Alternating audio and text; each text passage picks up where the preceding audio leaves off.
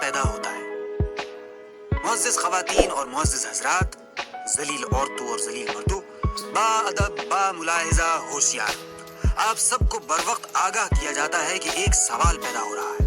حبوط آدم سے لے کر اب تک اتنے ہی سوال پیدا ہو چکے ہیں جتنے آسمان میں تارے ہیں، لیکن پھر بھی آئے دن پیدا ہوتے چلے جا رہے ہیں۔ کوئی اٹھ کر یا بیٹھ کر یہ نہیں کہتا کہ اب مزید سوال پیدا نہیں ہونے چاہیے۔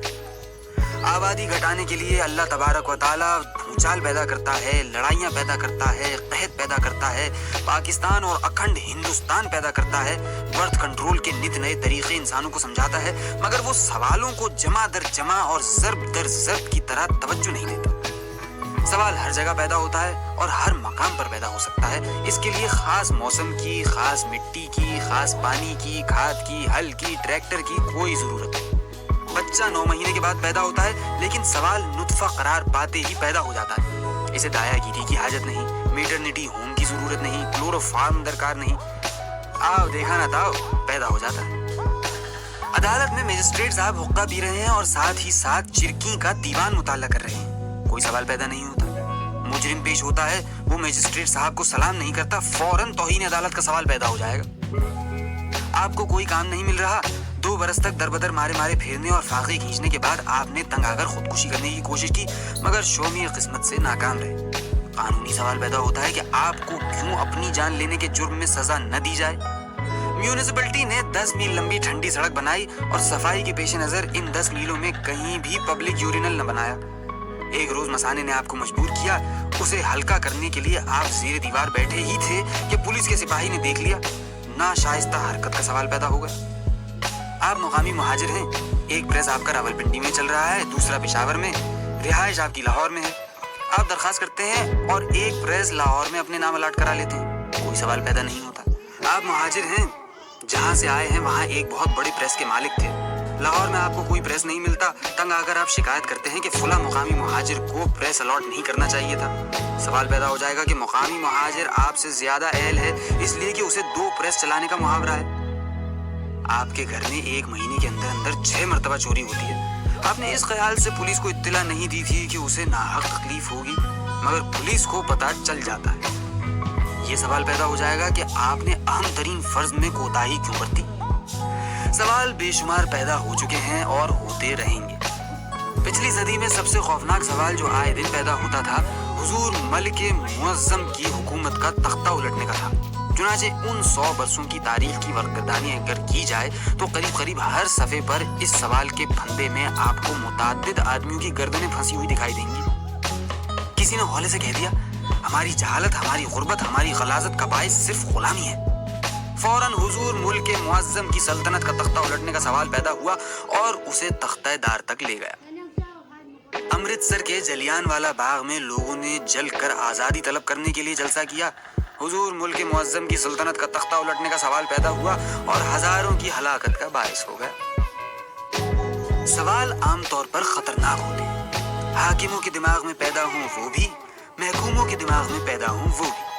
حکومت کے دماغ میں عام طور پر صرف ایک ہی سوال پیدا ہوتا ہے، اس کی بے شمار قسمیں ہو سکتی ہیں، لیکن رہتا وہی ہے کہ ایسے کون سے ایکٹ استعمال کیے جائیں جن کی روح سے عوام کے ذہن میں حکومت کے متعلق پیدا شدہ سوال دب جائیں۔ سوال پیدا ہوتا ہے کہ ایسا کرنے سے کیا عوام کے اذہان میں حکومت کے متعلق پیدا شدہ سوال دب جاتے ہیں؟ تجربات شاہد ہیں، تاریخ گواہ ہے کہ ایکٹ اور قوانین ایسے نتائج پیدا کرنے میں انجام کار ہمیشہ ناکام رہے۔ کیوں؟ دیکھیے پھر سوال پیدا ہو گئے۔ ضروری نہیں کہ ہر سوال کا جواب بھی ہو، سوال تو ہے کہ مصلحت کیا ہے۔ اگر مصلحت خاموشی میں ہے تو جو آدمی ذہین ہیں اور جنہیں عام عرف میں سیاستدان کہا جاتا ہے، یقیناً خاموشی ہی اختیار کریں گے، مگر سوال پیدا ہوتا ہے کہ یہ خاموشی دوسروں کے ذہن میں تکلم کی صورت اختیار نہیں کرے گی۔ لیکن سوال یہ ہے کہ ان آدمیوں کا خاتمہ ہی کیوں نہ کر دیا جائے جن کے زرخیز دماغوں میں سیاستدانوں کی خاموشی تکلم کی صورت اختیار کر لیتی ہے۔ تجربات شاہد ہیں، تاریخ گواہ ہے کہ ایکٹ اور قوانین ایسے نتائج پیدا کرنے میں انجام کار ہمیشہ ناکام رہے۔ کیوں؟ دیکھیے پھر سوال پیدا ہو گئے۔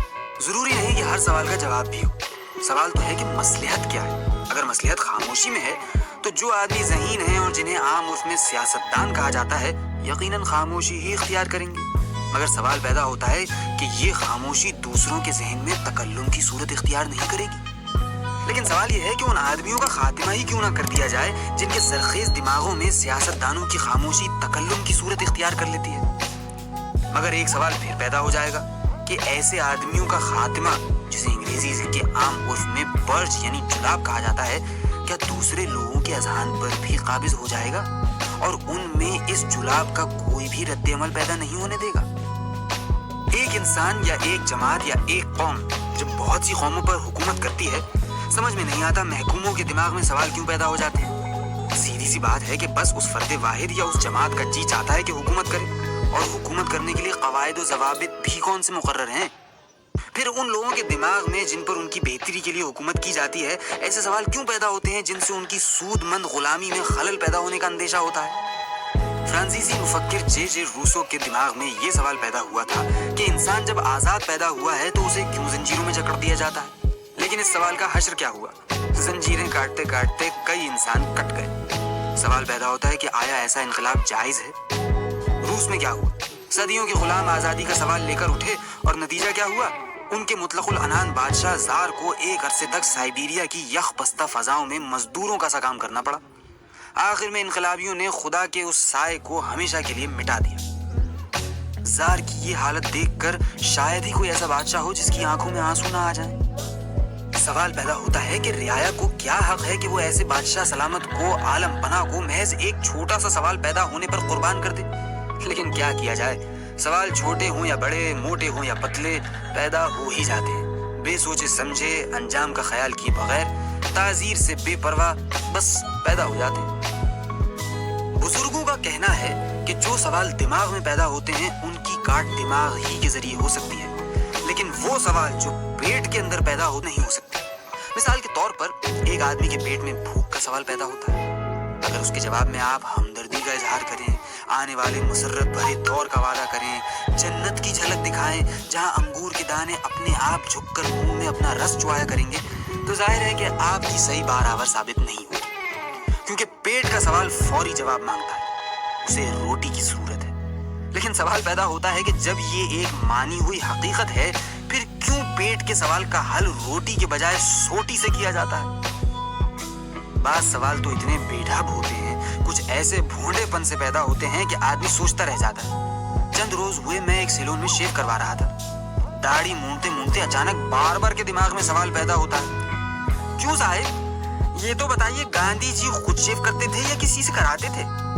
بتائیے میں کیا جواب دیتا؟ لیکن سوال پیدا ہوتا ہے۔ کیا میرا اعتراض بالکل فضول نہ ہوتا اگر میں اس سے کہتا یہ کیا اوٹ پٹانگ سوال تمہارے دماغ میں پیدا ہوا ہے؟ آدمی نائی ہو یا موچی، چمار ہو یا بھنگی، لکھپتی ہو یا کنگال، اس کے دماغ میں یہ سوال ضرور پیدا ہوں گے، اور اب تک ایسا کوئی طریقہ معلوم نہیں ہوا جس کے ذریعے ان کا برتھ کنٹرول ہو سکے۔ پرسوں بیٹھے بیٹھے نہیں، کھڑے کھڑے میرے دماغ میں یہ سوال پیدا ہوا، عدم جب وجود میں آیا تو کیا عدم کو کچھ تسکین ہوئی تھی؟ بڑوں کو چھوڑیے، بعض اوقات چھوٹے چھوٹے بچوں کے دماغ میں بھی ایسے عجیب و غریب سوال پیدا ہوتے ہیں کہ جواب دینے والا بغلیں جھانکنے لگتا ہے۔ مثال کے طور پر، امی میں کہاں سے آیا ہوں؟ یا ابا کیا کبوتریاں بھی کبوتروں سے کمر دباتی ہیں؟ دو چھوٹے بچے تھے، جب انہوں نے گھر کے بند کمرے کی جھرری میں سے اندر جھانک کر دیکھا تو ان کے دماغ میں یہ گستاخ سوال پیدا ہوا، ہمیں تو کہتے ہیں کہ ننگے پاؤں نہ پھرو، اور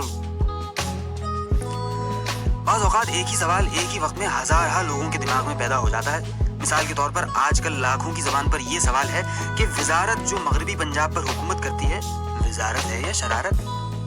جو عرف عام میں جاہل ہیں ان کے دماغ میں بھی یہی سوال اس شکل میں پیدا ہوتا ہے، غریبوں کے خبر لینے والے کہاں ہیں؟ اب ان جاہلوں سے کون کہے کہ وہ وہاں ہیں جہاں سے ان کو بھی اپنی خبر نہیں آتی؟ اور سنیے، اسی قسم کے ایک جاہل آدمی کے دماغ میں یہ سوال پیدا ہوا، نواب دولتانہ، نواب ممدود، یہ کیا نوابی ٹھاٹ ہے؟ ایک بچہ چند روز گزرے اپنے باپ سے پوچھ رہا تھا، ابا جی ممدود اور اخروٹ میں کیا فرق ہوتا ہے؟ سوال پیدا ہوتا ہے، کیا ایسے بدتمیز بچوں کا گلا گھونٹ دینا چاہیے؟ لیکن مصیبت یہ ہے کہ ایسا کرنے پر کوئی اور سوال پیدا ہو جائے گا۔ پاکستان میں آج کل مندرجہ ذیل سوالوں کی پیدائش عام ہے۔ عورت کو پردہ کرنا چاہیے یا نہیں؟ اگر پردہ ضروری ہے تو کیا نرسوں کو برقع پہن کر اپنے فرائض انجام